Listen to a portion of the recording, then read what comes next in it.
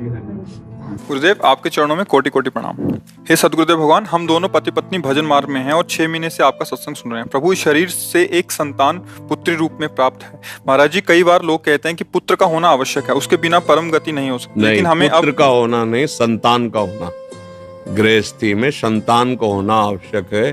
क्योंकि मान लो अगर वो पुत्री ना होती किसी की, तो तुम्हारी पत्नी कैसे बनती आके?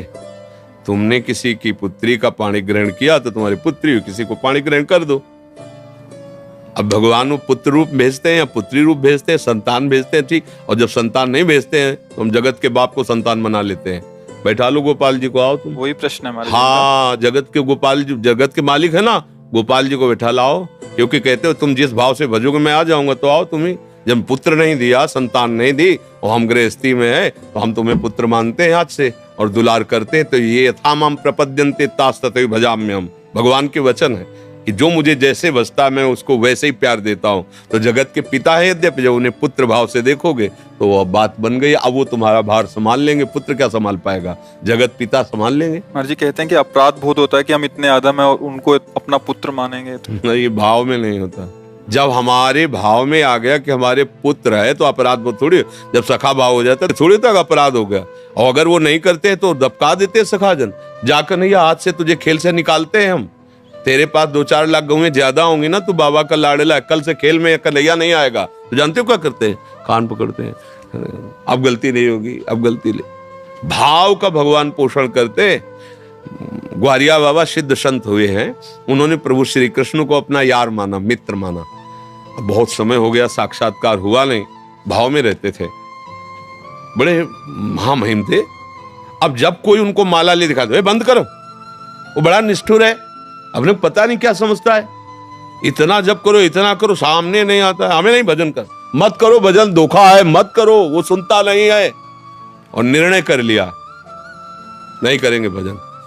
नहीं, अब देखो भजन का स्वरूप क्या उनके जागृत है। तू अपने को समझता है ना, नहीं करेंगे तेरा भजन, ये भजन नहीं हो रहा और क्या हो रहा है। बार बार भगवान से बातचीत, भगवान का चिंतन, नहीं बोलेंगे। किसी को भी भजन करते तो सब जानते थे कि बाबा भाव में रहते, इसलिए कोई अरे काहे को भजन करते हो, वो बड़ा निष्ठुर है। सुनते थे, बड़ा करुणामय, बड़ा निष्ठुर। शाम की इसी रमण रेती में, ये जो मोड़ में इसे रमण रेती, वृंदावन रमण रेती कहते, रज थी। अब तो दुर्भाग्य प्रकट हुआ, रोड बन गया, बड़ा मनोहर स्थान। बीच मार्ग में बड़ा एक वृक्ष था, रज में ऐसे लोटो, एकदम आनंद मिलता, पूरी परिक्रमा मार्ग रजमयी। बाबा वहीं शाम के निकल, पीछे आवाज, एक ग्वारिया, आवाज में अमृत था। मुड़ के देखा, ऐसे सांवरे सलोने सरकार, नव किशोर अवस्था। भाग पड़े, ये तो मेरा यार है यार। दौड़ पड़े, जाके गले लगा। फिर ध्यान आया कि हमने तो नियम लिया था, इससे बात नहीं करेंगे, फिर हटे। अब प्रभु अचला पहन पकड़े ऐसे, ए बाबा सुन तो, तू नाराज काहे को है? बोले इतना दिन हो गया और आप मिले नहीं। और उनके सामने भेकड़ी थोड़ी चलती हो, तो आंसू चल रहे इतना। तो उनका देखो, ऐसा कभी तुमने दर्शन की आकांक्षा भी नहीं की, आज तुमने आकांक्षा की, मैं मिल। अब तुम जब कहोगे, देखो नाराज मत, उनको फिक्र है तुम्हारे नाराजगी की। अगर हम उनको सखा मानते तो फिर सखा ही माने, भगवान का वैभव ना देखे, नहीं तो सखा नहीं मान पाओगे। उनका वैभव ऐसा अनंत है कि फिर सखा तुम सोच पाओगे। अगर पुत्र मानना है तो केवल पुत्र ही भाव रखते हुए कि मेरा, और अगर उनके भगवान के भाव में जाओगे तो पुत्र क्या, मच्छर भी नहीं है उनके सामने, हम क्या है। अनंत ब्रह्मांडों का स्वामी, एक रोमकूप में करोड़ ब्रह्मांड, उन ब्रह्मांडों में इतने जीव, दिखरावा माते तीन अद्भुत रूप, अखंड रोम रोम प्रतिलागे, कोटि कोटि ब्रह्मांड, भला वो हमारे पुत्र हो सकते? ये ज्ञान की जरूरत नहीं है, ये यहाँ नहीं, ये यहाँ से होता है भाव, ये दिमाग से नहीं होता। दिमाग है तो वाराणसी वाला वेदांत पढ़ो, अगर इस मार्ग में चलना है तो यहाँ हृदय का विषय है। प्रभु कहते तुम जिस भाव से चलो, ऐसा नहीं कि ये मनमानी भाव, वात्सल्य भाव है ना, उपासना में वात्सल्य भाव है। कितने महापुरुष सिद्ध होकर के भगवान के इस भाव को प्राप्त हुए। तो हम भाव करें, मेरा लाला है मेरा, बस। अपना लाला कलेक्टर हो तो उसे कलेक्टर की तरह थोड़ी बैठा रहेंगे, हमारा लाला है, हम अपनी तरह सबके लिए भगवान है, लेकिन मेरे लिए गोपाल जी, मेरे लिए लाला है। अभी बात बन जाएगी, समझ में आई? महाराज जी कोटि कोटि प्रणाम। महाराज जी, हमने अपने घर के मंदिर में अपने माता पिता जी की छवि विराजमान करी हुई है, जो श्री जी के चरणों में चले गए हैं। कुछ लोग कहते हैं कि पितरों की छवि ठाकुर जी के साथ नहीं रखनी चाहिए, कृपया मार्गदर्शन करें। अगर आपकी भावना की हमारे ठाकुर जी हैं तो कोई परेशानी नहीं है। ठाकुर जी का रूप कैसा आपने मान लिया जैसा, सृष्टि कैसी आप जैसी देखो वैसी, समझ रहे ना भाई। एक पत्थर के टुकड़े में क्या है, कोई रूप है, कोई आकृति है, कोई उसमें, लेकिन हमको जब कि हमारी देवी जी हैं, हमारे भगवान, गांव में देखो ना अधिकतर जो है गांव के जो मंदिर हैं जिनमें पूजा वो सब ऐसे ही है और सारी कामनाएं पूर्ण होती क्योंकि उसमें भगवत भाव हो गया। अच्छा, जयपुर से, जहां जयपुर जोधपुर में श्री विग्रह तैयार किए जाते हैं वहां आप जाइए, पत्थर की शिलाओं को काट काट करके, मतलब हमने देखा है जैसे गोपाल जी की वो बड़ी छवि है ना पीतल की, तो ऐसे ऐसे दबा के रेती से ऐसे, अब वो जिस प्रक्रिया से तैयार कर रहे हैं, फिर इसके बाद जब अपने पंचामृत से स्नान करके अपने सिंहासन में विराजमान करते हैं तो हमें भाव आ जाता है ना, हमारे भाव से भगवान दिखने लगते हैं ना।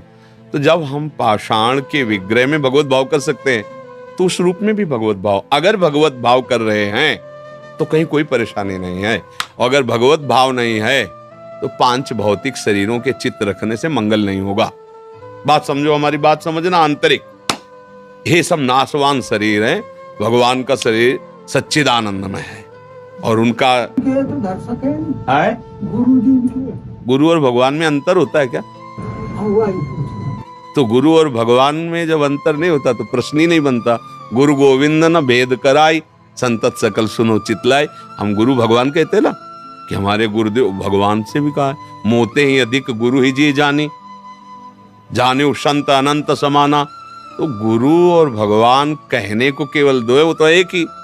अगर हम किसी 5 भौतिक शरीर में केवल यही भाव रखते हैं कि ये हमारे माता पिता ही केवल हैं, तो भगवान के सिंहासन में न रखो, कमरे में लगा लो, देखते रहो। और अगर ये है कि ये मंदिर है माता पिता का जो रूप, इसके अंदर भगवान बैठे हुए, तो वहीं भगवान का साक्षात्कार हो जाएगा। अलग से फोटो भगवान की विराजमान करो या ना करो, हमारी बात समझना। केवल अपने माता पिता की छवि लगाई और मेरे भगवान है, रोज सेवा करो, आपको भगवत प्राप्ति हो जाएगी। क्योंकि आप किसकी सेवा कर रहे हो? भगवान। तो असली माता पिता वही है ना।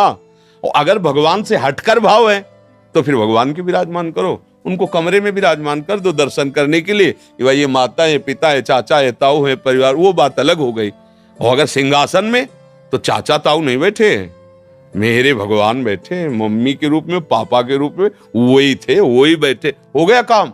बस उनको जोड़ो, उनमें थे, उनमें है, उनमें रहेंगे। भाव करना है, भाव कर लिया तो पाषाण से भगवान प्रकट हो गए, खंबे से भगवान प्रकट हो गए, कुत्ते से भगवान प्रकट हो गए, भूत से भगवान प्रकट हो गए। तो माता पिता के चित्र से काहे नहीं प्रकट हो जाएंगे? काऊ से कहा जहां प्रभु नहीं वहां है, प्रकट हो जाए। पर बात समझना, हमारी आंतरिक बात समझ पाए। किसका प्रश्न था, आप समझ पाए? बस ठीक।